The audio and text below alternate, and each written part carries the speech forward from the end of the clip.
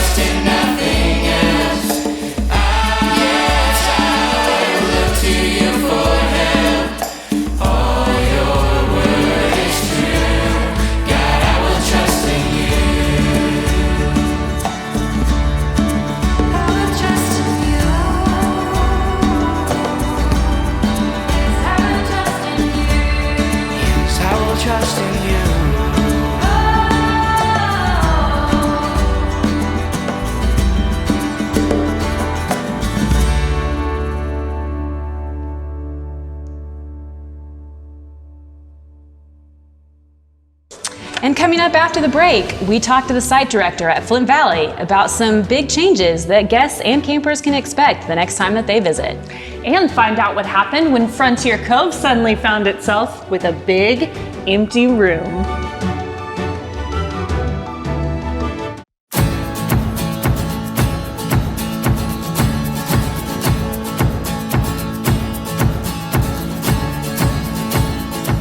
Here at New Life Ranch, we see a real need to help grow up the next generation of Christ-like leaders. And one of the ways we do that is through our leadership development program. The goal of our leadership development program is to launch Christ-like leaders into the world to change the world for Christ. We believe that each disciple, each leader, each student has the gifts and talents to be a leader. And we want to, through our leadership development program, build those and help them realize how God has called them and how He has gifted them to be a Christ-like leader. Our first level of leadership development is our knee-high program. It's the Nehemiah program, and that is for students that have finished the 9th grade. The goal of this is to kind of a paradigm shift from being served to serving others. Knee-high is the first part of the leadership development program, and it's where you learn about service and how serving contributes to being a good leader. Knee-high is an opportunity to get to know and to love God and to serve the community around you. In the next level of the program, Timothy Teen, students really learn how to take personal responsibility. This happens through their wilderness trip that they get to lead themselves, and then again when they lead day campers the following week. You not only learn how to serve, but you learn how to lead yourself. Tim Team is where you really learn how you're supposed to act as a Christ-centered leader and how you influence other people based off of the values that you get from Christ. The last level of the leadership development program is Soma. Soma is Greek for body, and our Somas, they are able to apply for different areas in camp, whether that's counselor in training, kitchen in training, maintenance. There's so many different options. And that's where they really learn that it takes a group, it takes a body to be able to minister, and we see everyone's unique gifts and how God uses all of those to complete His ministry. In leadership development, each of the 3 programs builds off the other ones. And the goal of all 3, once they get to the end, is to be able to launch Christ-like leaders into the world, to serve the world and to lead the world like Jesus did.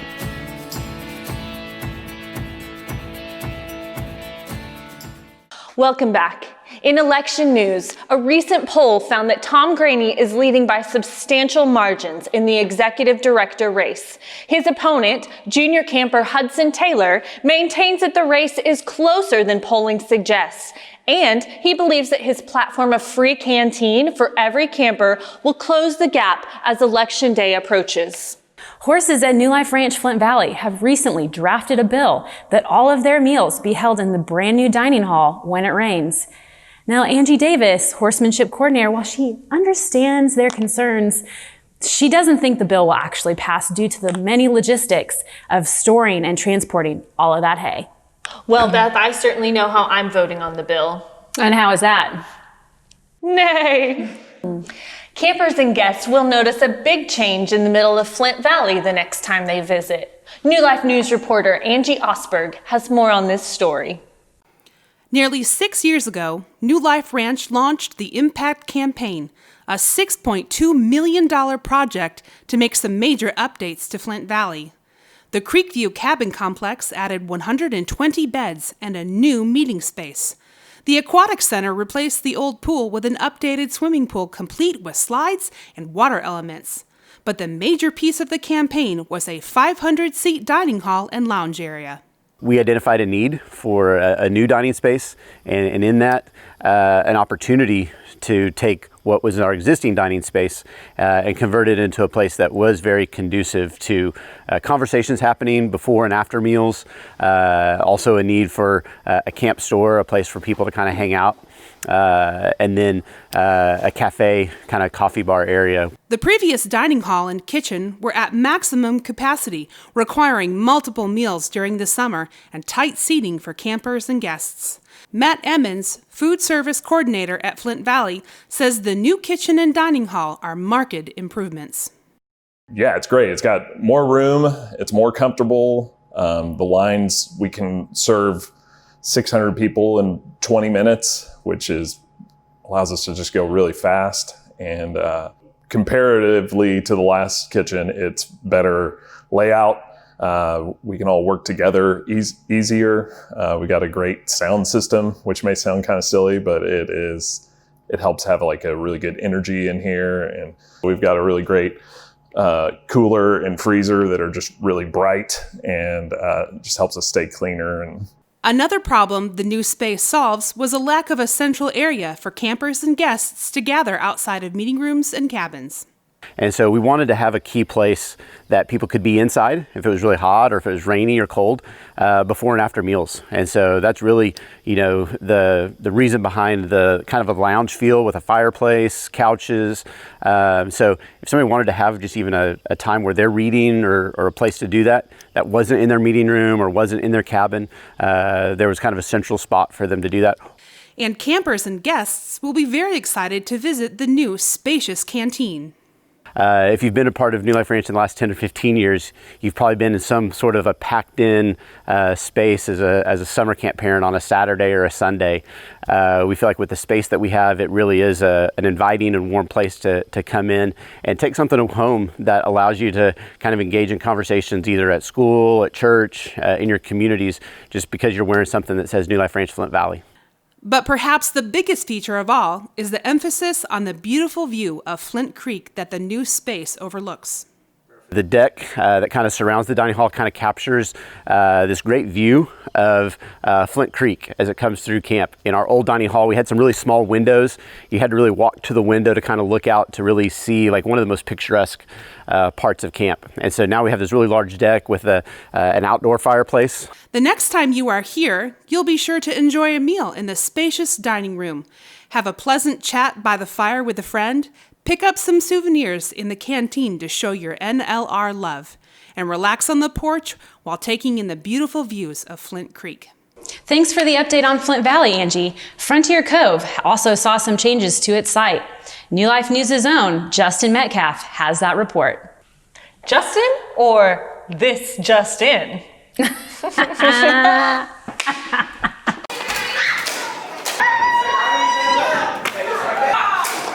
2 years ago, when New Life Ranch purchased what is now Frontier Cove, there were all kinds of ideas on changes they should make. There were differing opinions on most of those ideas, but there was one change everyone agreed on: getting rid of the classic arcade games that filled one of the rooms at camp. So when we bought this, this was the arcade, or the Town Square arcade, and so when we walked in, it's full of arcades. So you just flash back to the malls of the 90s, with Donkey Kong and Pac-Man and all that stuff, which of course was super fun. But immediately we were like, we didn't feel like New Life Ranch. We knew that we wanted something where the kids were gonna engage more with each other and engage with their counselors versus just coming and engaging with a video game, which, at this point, most kids play video games a lot and all the time, and so we wanted something a whole lot different.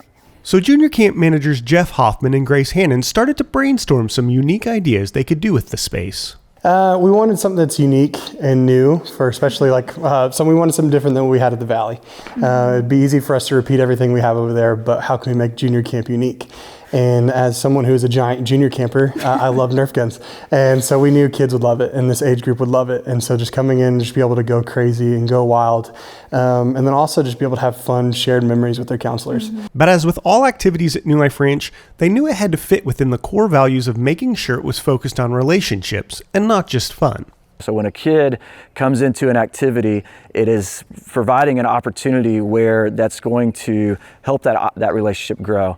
And so with this one in particular, you'll see areas where kids are working together with each other, or kids are working with together with their counselor, or the counselor is literally protecting the kid, with the Nerf gun and trying to make sure that kid isn't getting, attacked. I think it naturally creates and achieves our core value of focus on relationships because they're doing something together. And while the kids may only think of it as a fun activity, the counselors are able to use these games as an opportunity to build stronger relationships with their campers. And just we're presenting more opportunities for that relationship to build and that trust to build so those counselors can pour into them and actually give them real truths. And then also just a fun opportunity to show them that as Christians we can have fun and be goofy, and it's not always just we just have to sit in chapel and be quiet, but we can go wild and go a little crazy and run around and be goofy with our counselors. And so just that shows them that, and that follows through as they continue to have those one-on-ones with their counselors and have that trust that just naturally happens when they do fun things together. Now when you enter this room, instead of the beeps and boops of arcade games, you'll hear the shouts of joy and pain, kids sliding down chutes in retreat, and a rapid patter of running feet eluding Nerf projectiles. For many camper families, 2020 has been a difficult year financially.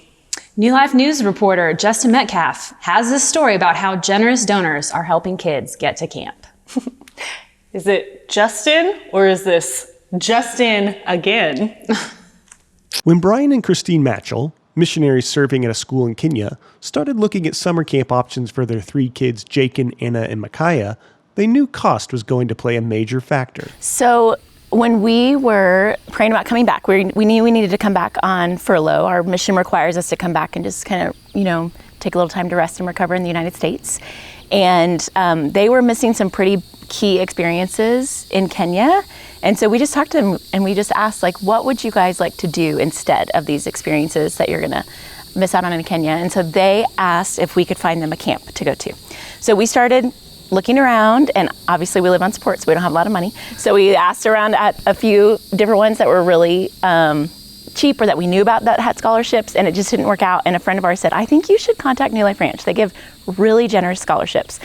And so we did, and immediately you guys responded and said, we would love to have you, let us know. And it was just amazing. And it came together really a lot more easily than my other efforts. And it just seemed like the Lord just threw open the doors and said, this is what I really want you to do. And we were excited. Shelby Moody, the donor relations manager at New Life Ranch, says they never want finances to hinder a family from being able to come to camp. The scholarship fund is really important to us as an organization because we want to make sure that camp is accessible to any kid. We don't want finances to be a reason that a kid can't come to camp. So we want to make sure that every kid can come hear the gospel and create these lifelong camp experiences. According to Moody, 25% of the nearly 4,000 campers this summer received a scholarship. So in summer 2020, we awarded $400,000 to kids for scholarships, which we're really excited about. That's a lot of kids that were able to come to camp because they received a scholarship. Our goal for the year is to raise that $400,000. We work all year round to raise that money that we awarded. And right now we have $195,000 left to raise before the end of 2020. The majority of those funds are brought in by donors like Mike and Molly Schifford. They saw the benefits of camp at New Life Ranch in their own families' lives and wanted to make sure others had the same opportunity. Yeah, I think it just the experiences we had as individuals and our family just led to just this great faith in New Life Ranch and this trust in New Life Ranch, and just as a place where we can continue to invest.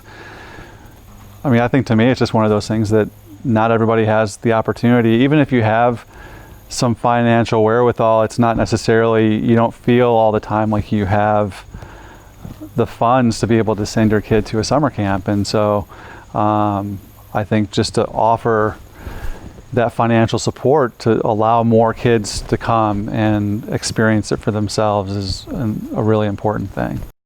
Thanks to the generous donations of others to the scholarship fund, Christine says her kids' lives were changed this summer. I mean, we're just so thankful. Our kids would not have had the experience without the scholarship program, and it made me just want to spread the word to everybody I know. Do you know about New Life Ranch? You should give to New Life Ranch. I mean, it's so great. They're changing kids' lives. And so it gave our kids such a gift, and that we wouldn't have been able to give them without the scholarship program. And yeah, I mean, like I said, it changed some things for our kids forever and gave them these amazing memories. Moody says that because of the coronavirus, they have not been able to hold many of the events they normally use to raise money for the scholarship fund. They are trying to raise an additional $195,000 for the remainder of the year. If you would like to donate to the Mission 1914 Camper Scholarship Fund, you can go to newliferanch.com/donate. And coming up after the break, we'll check in with Chief Meteorologist Brian Palmer.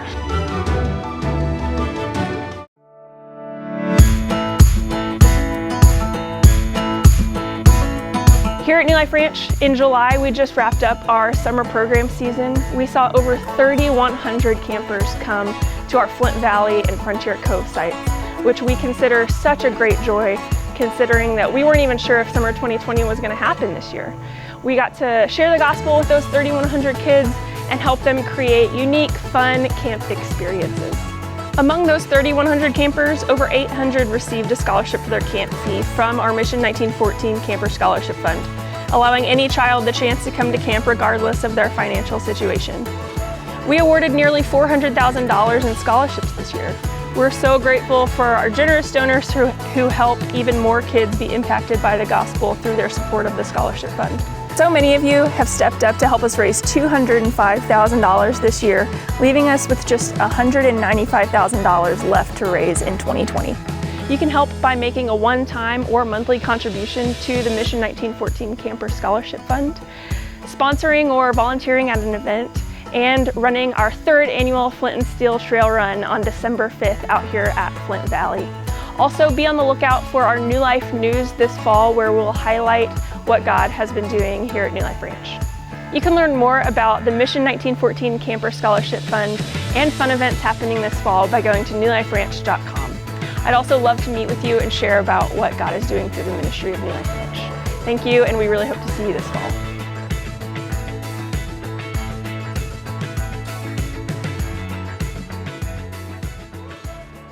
We're back with Chief Meteorologist Brian Palmer with a look at the weather. Brian? It looks good. All right, thanks Brian. And now for sports with Landon Summers. Thanks, Beth. Runners and fans of the ranch are gearing up for the 3rd annual Flint and Steel Trail Run on December 5th. With just a couple of months to go, staff and volunteers are busy prepping the trails for the 5K, the 10K, and the 25K races. There is also a virtual option for runners this year for people who would like to race but can't make it in person. All proceeds from the race go to support the Mission 1914 Camper Scholarship Fund, which helps to ensure that all campers can come to camp regardless of their financial situation. If you would like to learn more or sign up for the race, you can go to newliferanch.com/Flint and Steel. Thanks, Landon. Now, Amelia, I hear you're actually running this year. Beth, I am running. I'm running the 10K, hoping to get scholarships for 10 kids to come to camp. That's awesome. What a great idea. Thanks. So if you would like to help, or if you would like to help, you can go to my Facebook fundraiser page. I'm trying to raise $5,000. And I just did. Thanks, Beth. All right, coming up next, we hear about how a neighborhood rallied to help a disappointed little girl have day camp.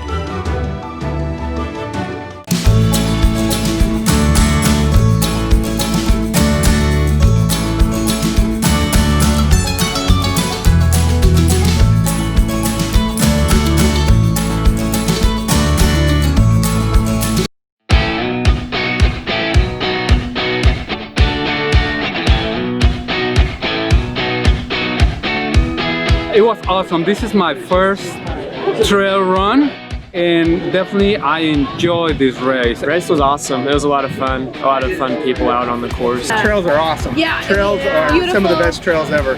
I usually listen to music when I run, but out on these trails I just wanted to take it all in. And it was beautiful and the weather was perfect, and I can't wait for next year.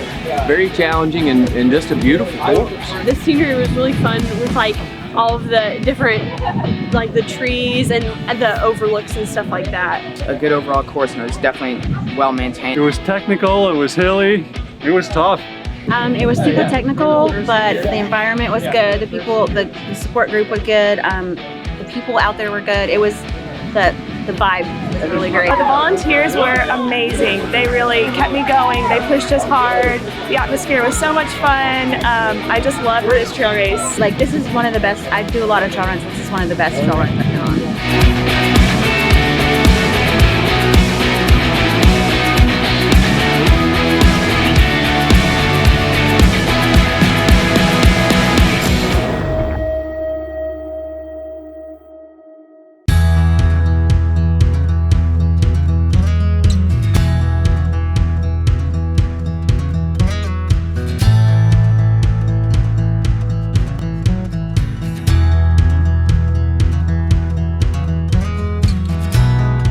Welcome back. Finally tonight, we have our incredible story about how a neighborhood came together to make day camp happen for a little girl. When New Life Ranch made the difficult decision to cancel day camp, it left a lot of local kids sad, but none more than 6-year-old Megan Bellamy. New Life News reporter Mason Bowen has this heartwarming story.